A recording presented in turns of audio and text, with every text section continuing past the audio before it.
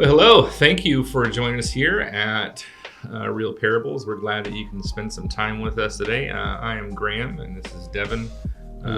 We have committed ourselves to the very difficult job of watching movies. So difficult. So hard. Everybody says that ministry life is hard, and this is definitely one of the more enjoyable parts of ministry. Yeah. We have committed to watching movies, but not just watching them with, your typical entertainment eyes, or they are entertaining, but we are entertained. We also want to look at these from a Christian perspective. And being ministers from a teachable perspective. Yeah. What ways do these movies teach greater spiritual truths that we can impart? Something from the history of Christianity, teaching of Jesus, whatever it happens to be. And today we are looking at a movie that I actually had always wanted to see, but because I have a very loud house and knew I wouldn't be able to watch it in a quiet room, I had just not watched it. And that movie is The Martian. So why don't you tell us a little bit about The Martian? Yeah. So if you haven't seen Martian, it's a Matt Damon film. It won, the year it came out, it won, I think, the Oscar for Best Motion Picture, I think, as well as Matt Damon winning an Oscar for Best Actor Performance.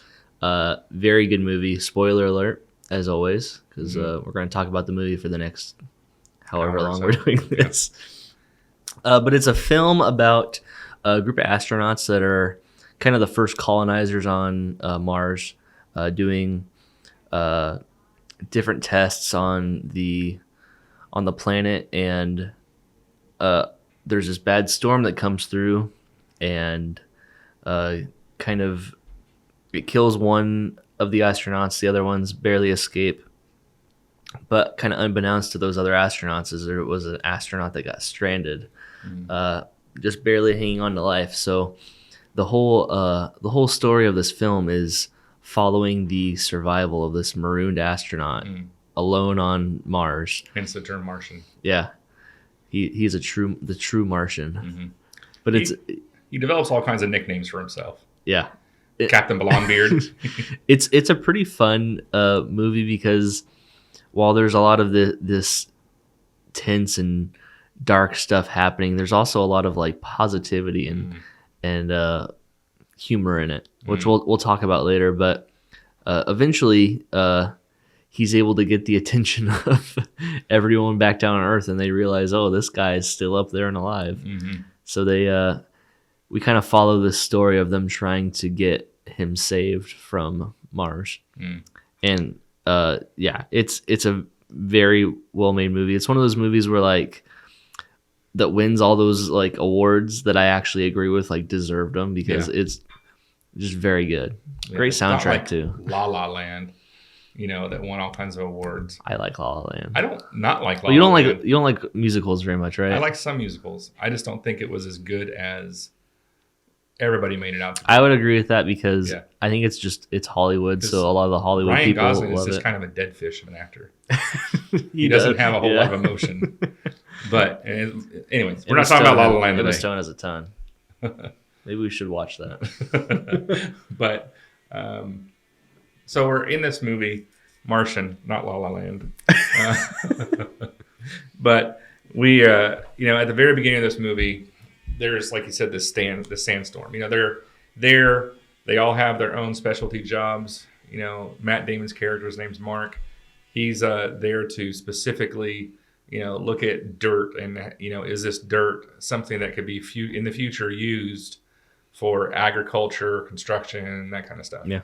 So he's out doing his thing. Everybody else has their own tasks and responsibilities, and then they know that there's a sandstorm that's coming, but they didn't realize how big it was going to be. So when they see the storm and they get the warnings from the rest of the crew that's up in space about what's going to happen, they have to make this decision. Do we go back to the rocket, the only way that we have to get back up to the bigger spaceship, and just try and ride it out, or do we leave and just abandon this mission? And we're talking about a mission that it took them 9 months to get there. Yeah. I think. Took It was about 9 that months to time. get there, however many years of planning, however many billions of dollars went into this. So it's a big decision that this captain, as she reminds us all through the movie, that this is her decision. That she's the one that is ultimately going to be held responsible for the decisions that's made. So she has to decide, and she decides it's just not safe. That it's time to get back to the rocket, get back up into space, and just take whatever data they have and do their best. So in the process of trying to evacuate Mars, there's the windstorm is just moving faster, and the some of the equipment that's on the ground, I think it was an antenna specifically, gets blown and knocks Matt Damon. His character's name is Mark. Hits Mark. He goes flying out, and it shows in all the sensors that there was a depressurization of his suit. So they assumed, okay, well, how much time does he have? In this environment, how much time does a depressurized suit have, and how much time does it have before it kills a person? So they look for him as long as they can, but then it got to that point where, okay, he's gone. Yeah. He's dead. It's too late. It's too late. We have to think about the rest of the team, the bigger mission. Let's get back to the rocket and go to the space station or the bigger ship. So they had to make this difficult decision, a decision that nobody would ever really want to make. And as this rocket is, flying back up to the bigger ship, the captain, it's very dramatic, emotion-filled, the scene where she looks over and there's an empty seat. And the imagery of that is so powerful, that she had to realize that the decision was mine, not anybody else's. The decision was mine to leave somebody behind, either because they were already dead or they're leaving it behind to die. So how do you emotionally deal with that kind of decision? Not that either one of us have ever had to deal with anything of that magnitude, but how do you, just in general, how do you deal with decisions like that, and then the consequences that come from those decisions? Because we find out there's a pretty big consequence that she didn't leave somebody there to die; she left somebody there marooned. Yeah. So, how do you deal with that? The whole psychology behind what's going on here. I feel like I'd have to look at all the other seats that were filled and kind of logic make sense in my head. Like, here's all these other lives that I did save that are here. Yeah. But it is hard to ignore the one that is empty. Yeah, I think there's that moment where, okay, maybe we could have looked longer, and maybe we would have found them, but how many other people in the process would have got lost? Or maybe in the process of looking, maybe everybody gets saved, but we lose the rocket, and then we're all marooned there, and there's no backup plan at that point. Not nearly enough food. Not nearly enough food. So yeah, it's just kind of one of those difficult decisions, and I think she does pretty well. With wrestling with that. I think she clearly was a hard hit when she found out that he was in fact alive. Because that's a whole different level. But I think you're right. You just have to stay focused on the good. That yes, one was left behind, but there's 5 people who are safe and are going to get to go home and be with their families. Yeah. But then there's the other side of the story. You have Matt Damon's character, Mark. Mark, because of what the movie is, they're not going to kill him in the first, 30 seconds of the movie. What? So he's alive. But, no. He's wakes up to his oxygen sensor going crazy, making all these beeping sounds. And, he's been knocked out for who knows how long. It's been several hours, probably. The storm seems to have subsided. He's looks down and he sees that he has this antenna that's going through his body, or it's just it didn't go out through the back. It's just one side. So this antenna went through his suit, which is why the sensors went off, that it got depressurized. But later on, you find out that he had enough blood that it sealed the that it coagulated and sealed the hole back up so he didn't lose pressure. So the wound bleeding so profusely ended up saving him. Yeah. But so he's in this, and after he manages to get himself back to the little habitat that they had on Mars, it's kind of like, a fancy tent, nothing. Yeah. I don't know another way to explain it. I think a fancy tent is a good way to explain it. A rugged fancy tent. And he gets himself patched up. Looks like the things they had at Fire Festival. Yeah.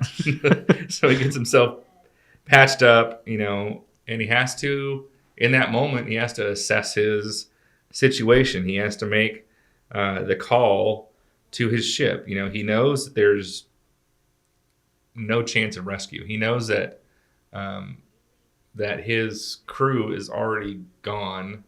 There's no way for them to turn around and come back for him and have enough fuel to get back to Earth. He knows it just doesn't work that way.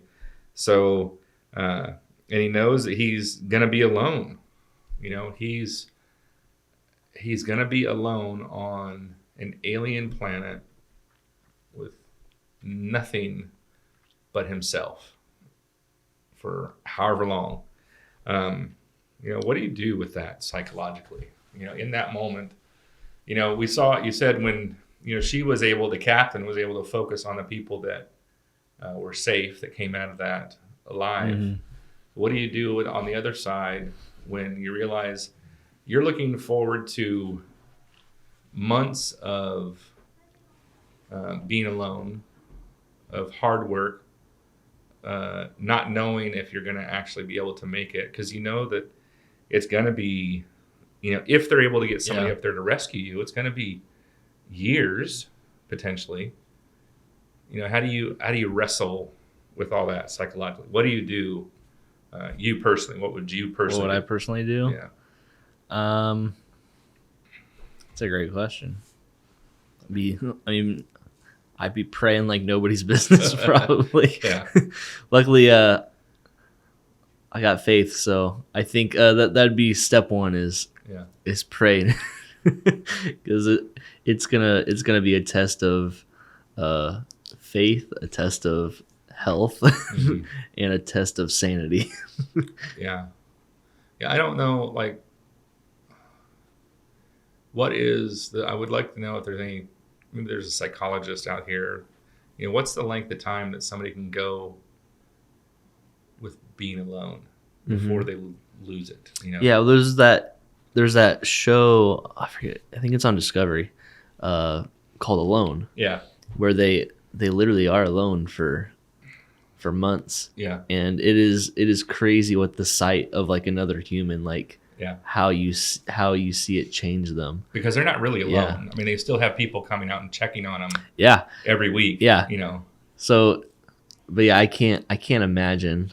Yeah. What that's like. Just that alone, seeing their family again. Just it's crazy. So I don't even want to imagine what it's like being alone that long. So there's the loneliness. There's, almost the. What do they call it when don't like being in tight spaces? Claustrophobic. There's almost a claustrophobic situation, that I mean, has room to move around, but he can't like go outside without a suit on. It's just him and his potatoes. Yeah. So, the psychology behind it is just, but his attitude, the way that he approaches this is such a healthy way to approach it. Yeah. He, in this moment, rather than just give up, because I think there's a lot of people that would just do that. I mean, there's an easy way out of this whole thing. And, all you have to do is just walk outside. And I don't know how long it would take, but it probably wouldn't take that long. No. And it'd be an easy way just to opt out, just to get out of this. But he doesn't do that. He doesn't give up. He doesn't commit himself to believing that he's going to be miserable, that he's going to die, that he's going to be suffer this lonely death on Mars, but rather he uses his God-given gifts, his talents, his education, and he does the best that he can. Yeah. He does the best that he can with what he's got. And the first concern he has, well, I'm pretty limited on food here. There was enough food for 6 people to last, what was it, like 6 months or something like that? I think 3 so. months or Something like that. it's supposed to last enough through Thanksgiving. Yeah. So, he did the math. Well, that's only going to get me to here. And that's only like 100 days or 200 days of food. That's not going to work because it's going to take at least 5 years for him to get a crew back here to pick me up. So, I need to make this food last. So he starts with the potatoes. Yeah. And watch the movie. He's a botanist, so Yeah, it's fortunate that he was a botanist. yeah. I mean, what if it was like the military person that was left up there? The pilot. Yeah, what if the pilot got left? Yeah, I think that behind? would have been a lot different ending to the movie, Yeah. probably. But he's got gifts, talents, and education to be able to make potatoes grow with the resources that he has, and he just has this great attitude through the whole thing. Essentially, he just decides to get to work. That he's not going to focus on the catastrophe of what's happened. He's not going to focus on all the bad stuff. He's not going to focus on the bigger picture of how awful things are. He's going to focus on, I have this problem that I need to deal with right now, and when I finish with that problem, I'll move on to this one. And that's his approach that he has for, was it 2 years he was supposed to be out there? I can't remember. He was there a long It time. was a long time. So, he ends up doing this and has this incredible attitude. So just, trying to think proactively from a biblical standpoint, in what areas of life have you or should you apply this attitude to right now? This attitude of using what God has given you and just getting to work. I'd say just find your calling in ministry, and that doesn't have to be being a full-time minister, but finding how all those things that God's given you, finding how that fits into God's mission on earth. How are you going to use what He's given you to glorify Him? And once you figure that out, it's a lot. It's pretty easy. It's just it can be hard sometimes to kind of realize that you have that potential to be a minister. I mean, a lot of people I don't think consider themselves as ministers if they're doing something that seems kind of obsolete in terms of their calling to ministry. But I think more Christians need to consider themselves ministers because what they're doing is God's ministry, just in their own context. Yeah, I met a young woman many years ago, gifted musically, but didn't necessarily want to be the person up front. So she wrestled with this question, how am I going to use, God has given me the gift of music, and how can I, and she was also educated as a therapist. So what can I use? How can I use this? So she felt led, after a lot of time in prayer and study and talking with her mentor, to go into hospice ministry. So she does music therapy for people who are in hospice. And that is such a cool ministry. Yeah. Something I can't I do. would never be able to do that. I'm not That'd be musical for one. I'm not a therapist for another. Yeah. But that's an area of life that just I'm a little uncomfortable with. But it's so needed in the world that we live in. So, that's how we should all approach. Maybe your gift is organization. Maybe you don't want to be that front person, but you're an organized person. I guarantee you that there is a minister out there who could use your organizational skills in a valuable way. And all you have to do is find the right one to fit in with, and then have good attitude moving forward. Yeah. It's kind of going off what Graham was talking about with kind of this, what do you do in this situation where you're fighting for your life? Something that you see Mark really has a lot of, something he values a lot is life. As he's planting his potatoes, the first one that sprouts up, you can see to him, that it's the most beautiful thing he's ever seen. just this little green plant. Precious child. Yeah. And you kind of see it again kind of near the end of the film, one of the final scenes. He's standing kind of in front of this pathway on a bench, and he looks down, and there's a little plant growing. Back on Earth. Yeah, back on Earth. And he starts to see this little bit of life. But I kind of made me think about how precious life is. And these might be Mark's like last moments being alive. He doesn't know if he's going to get infected from the thing that stabbed him. He doesn't know if his plants are going to succeed, if he's going to have enough food. How if you were in his shoes, what thoughts going through your mind? We talked about this a little bit while we were watching the movie. Like, how do you think you would handle this situation? I wouldn't know what to do.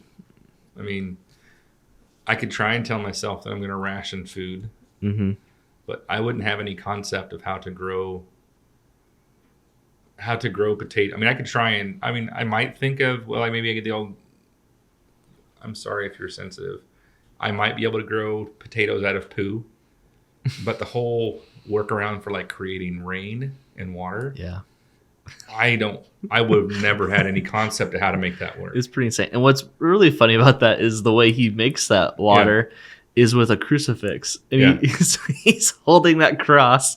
And what does he say? I wrote it down. Oh, he says to the crucifix, "I'm counting on you."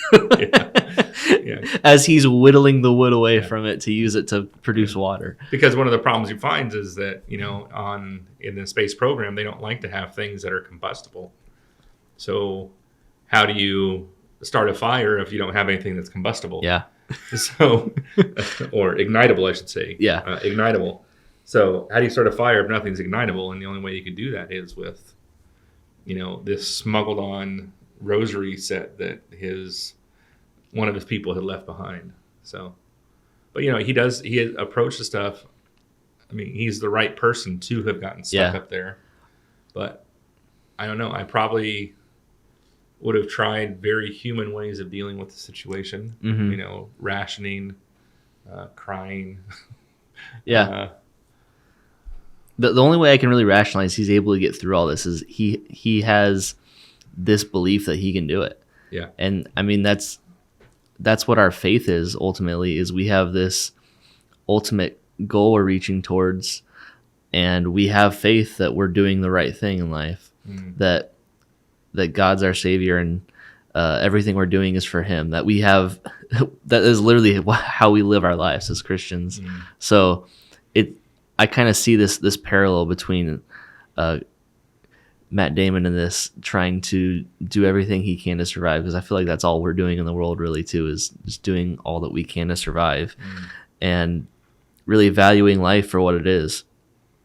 Something else that Matt Damon has to do throughout this movie to kind of keep himself from just being sad, which I think anybody in this situation would be very depressed being alone, is comedy. And I think comedy is very important in our lives. I think sometimes in church we like to be really serious, and there's no room for comedy, which I think is just ridiculous, because I think pastors and comedians have a lot in common, where they're just taking stories from their life that are probably not 100% true. They twist it a little bit to make a parable out of it, or make a joke, which is what we're doing right now. But comedy is so important, I think, in faith. And I think if you open up the Bible and you read a little bit, you'll find a little bit of comedy in there too. One of my favorite pieces of what I think is intended comedy in the Bible is in Exodus, when Moses is getting the tablets, and he comes back down, and there's this golden calf, and he's like, he asks his brother Aaron, like, what happened? Like, why is this here? What are you doing? And Aaron's like, well, it's your people. They're kind of crazy. They're not the best at listening. They don't really listen to me. They just told me to collect all the gold, so I did, and I threw it in the fire, and it made a calf, a golden calf. And it's like, wow. Really, Aaron? That's how it happened? He's like, yeah, just threw it in the fire, and out popped a golden cow. How can you believe that? Nope. And I was wondering what What are some other funny stories in the Bible that you enjoy, or bring a smile to your face?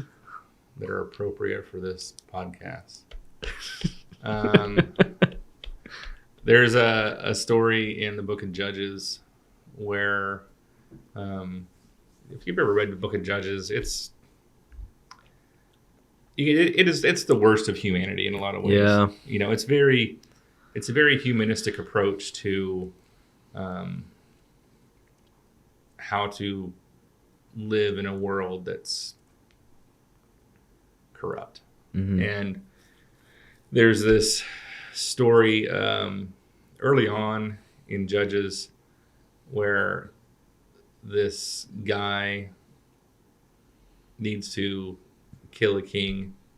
So he manages to sneak into the king's chamber.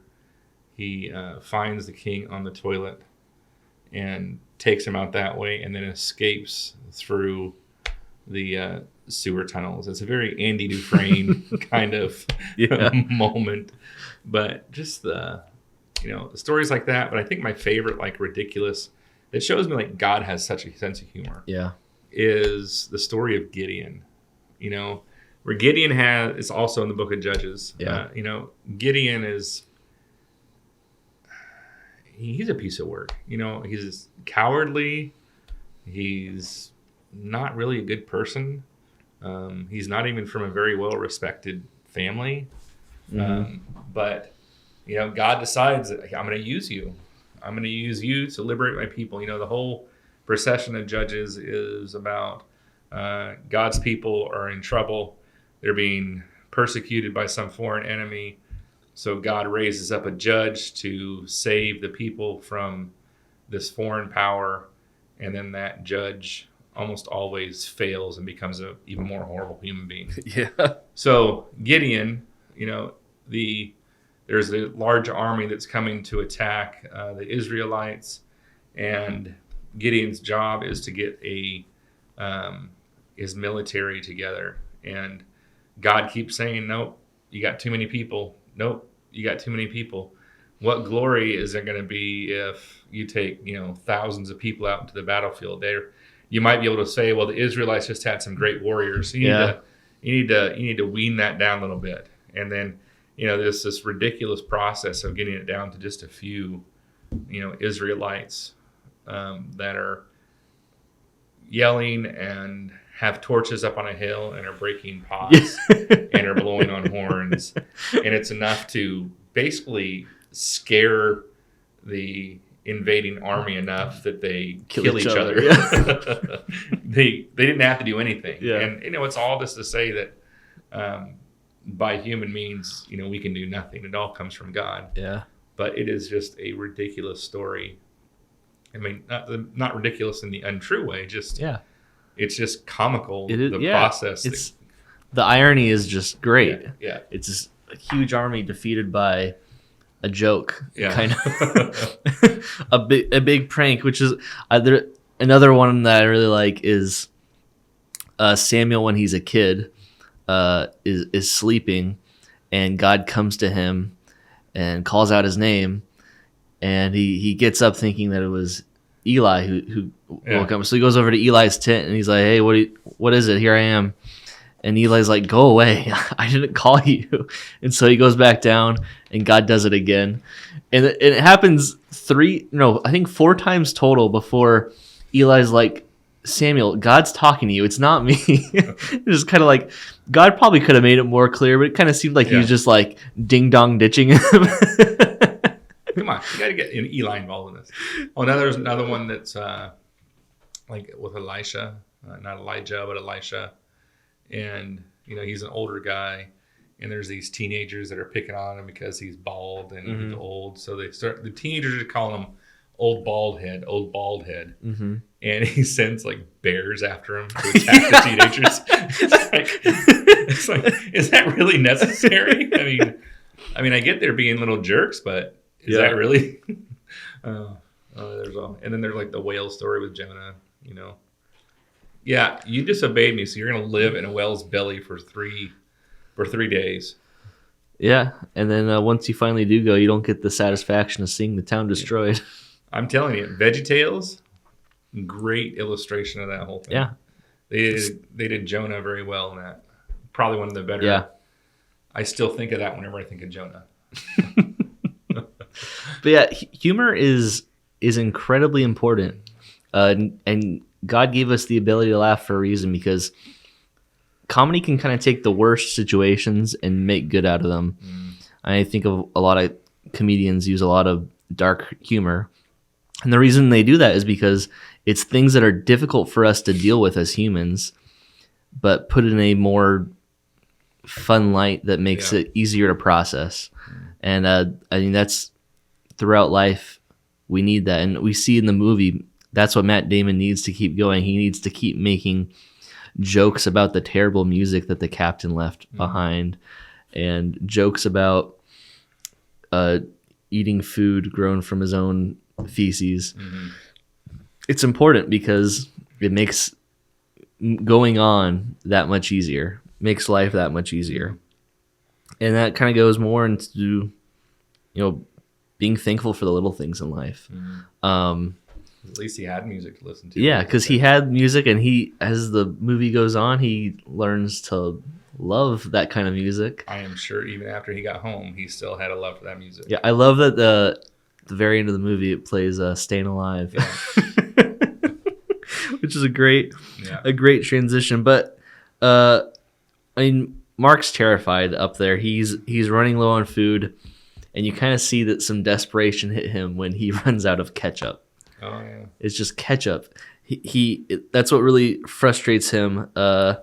And it made me think about all the little things in life that we really just go to not appreciate as much as we should. And God he created everything around us, but I think a lot of times we're only thankful for like the big things that are going on, like God bless me with a new job, or I got a car, or I have a, I don't know. We think of a lot big expensive things, but we don't think about the kind of smaller, seems like insignificant things. Like I was thinking, some of the things that were kind of little things that I don't think I appreciate as often as I was thinking about this, was things like toilet paper. I don't really think about toilet paper that often, but if I didn't have toilet paper, man, I don't want to. There were some concerns about that during COVID. Yeah. There was some short supplies, and people are wondering, well, what else do I use? Yeah. Salt. Man, I don't imagine how boring food would be without salt. It's pretty important. I mean, you can add sugar to that too. I wrote down more. What were the other ones? Oh, rain. I love rain. And in moments right now where it's just been hot and we haven't seen rain in a couple of months, man, I feel that. Like just a little bit of rain would make my day, and probably Lauren's day too. But what are some of the little things in your life that you think maybe you don't pay much attention to that really are significant in your life? I think I often take for granted the convenience of living in California. Yeah, that's true. Especially when it comes to being able to see something different. Like when I was doing youth ministry, I took some teens up to play in the snow. This was in February. Took some teens to play up in the snow in the morning, and then I was back home on the beach before dinner with those same teens who were out boogie boarding in the water. Yeah. I mean, and that's just something that you take for granted. If you live in some place like, I'm sorry, Nebraska, but if you live in Nebraska, you're Michigan. Yeah, there's limits on what's available to do in a short distance drive. So I think I take for granted, things like the beach or the mountains. I think I take for granted the, family. I'm trying to think how miserable life would be if I was necessarily alone, but if I, say something took me away, say I had to go to some other place for like military, for instance. Mhm. You know, if I were in the military and I had to go to Japan for a year, 16 months, and not being able to be around my family for that, you know, so I take for granted the awesomeness of being able to see my family Yeah. every day, you know. Um, so I think there's things like that that are really easy to take for granted. Mhm. I feel like it's important for us as Christians to maybe stop every now and then and take a moment to like kind of assess what's around you in your life, or even maybe that immediate moment, the kind of scenery around you and all those things that you really are blessed with, and try to thank God for those. Pray and appreciate those things. I think it's really important, and also can help better your sense of maybe your outlook on life. I think a lot of times we like to blow things out of proportion for all the wrong that's going on when there's a lot of right going on in our lives too. Yeah. I think it's easy to focus on the bad rather than what's going good. But yeah, I think it's important to, as Christians, to appreciate the little things, because if you don't, it's life can seem kind of bleak. Enjoy your ketchup, you know, or your whatever your sauce of choice is, or hot sauce of choice. And then there's kind of the opposite of that, you know. And throughout this movie, Mark has managed to do some pretty incredible things. I mean, besides just the growing of potatoes out of poo, or not out of poo, but with poo, and being able to create rain with a mixture of chemicals and fire. You know, he's been able to salvage an old Mars rover that's been broken down for however many years it's been. He was able to find a secondary drop site, you know, where a future Mars mission is going to go. You know, he was able to extend the life of the little truck, you know, the vehicle that he uses. He was able to extend the life of that to where he can go further distances and do some pretty incredible things. But then, you know, in spite of all these amazing things that he's been able to do, and he's lasted longer than anybody would have ever expected him to. And just when there's a plan, you know, it was like almost just a couple days after there's a formal plan to send him a resupply ship, based on the timeline that he had with the growing potatoes. You know, he's beginning to see that hope at the end of the tunnel, but then there's this malfunction. Malfunction in the airlock system, in his little habitat. It blows up. The cold air and the lack of protection instantly kills and freezes all the potatoes that are growing. You know, those potato crops are what was going to make the survival until that resupply ship could get there possible. And now it's not possible. You know, how do you deal with defeat after defeat after defeat after defeat? And that's what, you know, kind of is going on. You know, as soon as he makes a little bit of progress, there's, you know, that one step back. A little bit of progress, another step back. How do you deal with defeat and stay healthy mentally and spiritually? Yeah. I like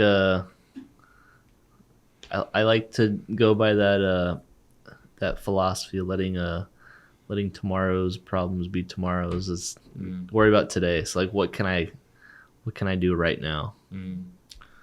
Kind of connected to the Alcoholics Anonymous, you know, one day at a time methodology to your mental health, your sobriety. Yeah, I have bad ADD, so if I don't do that, then I would probably just spiral. And feel like I don't know what problem to deal with first. I think it's easier just to deal with the problem that's in front of you first and go from there. I would like to, you know, from the Christian side of me, would have liked to seen the spiritual life more of Mark. I don't think you could be in this situation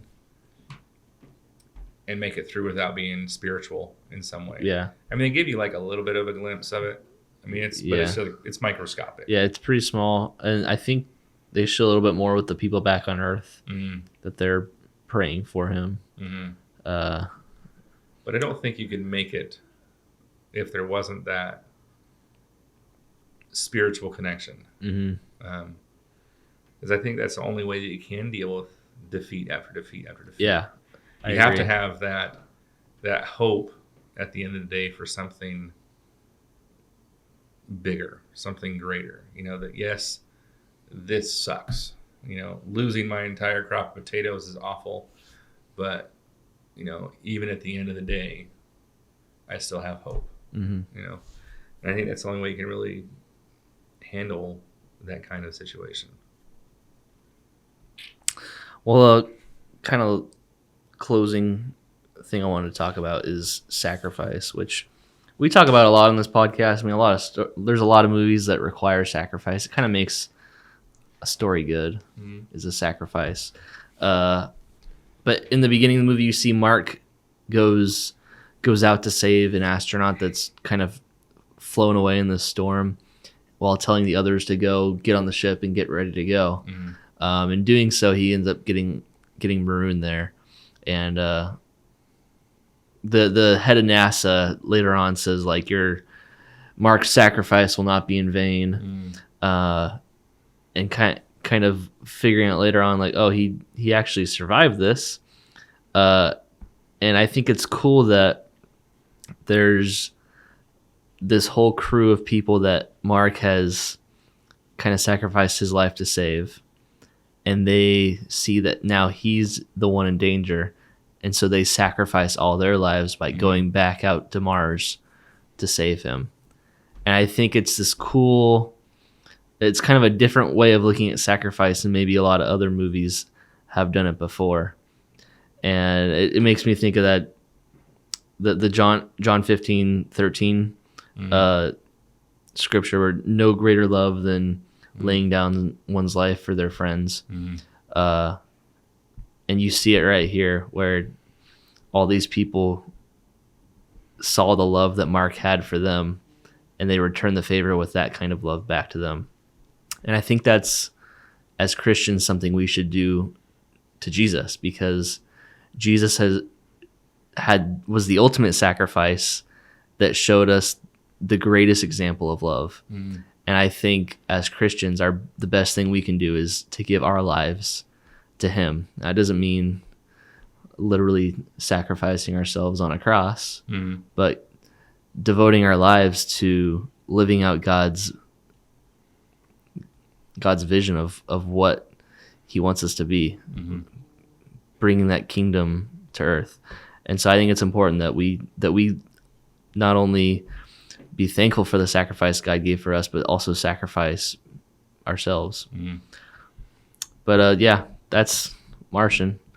I think it's one of the. There's probably more illustrations. Oh yeah, there's more, but this is just the ones that stood out to us, and I can't stress enough like how great this movie is. I feel like we say that about every movie, but I'm gonna keep saying it because. But this is truly. It's a great movie. Like there's a lot of movies that are like, oh yeah, it was a good movie, but this one's like truly, like it's one of those movies you could rewatch and still gain a new perspective from. You know, after multiple times of viewing that. I mean, it's and the cinematography is great in it. It's a lot of. There's a healthy mix of serious moments with comedy. Yeah. I mean, Matt Damon is great at at being able to pull that off. You know, deciding that he is a space pirate because he knows maritime law and he has all this stuff. So he decides that he is, in fact, a pirate. And because he has now grown a beard, he is Captain Blondebeard.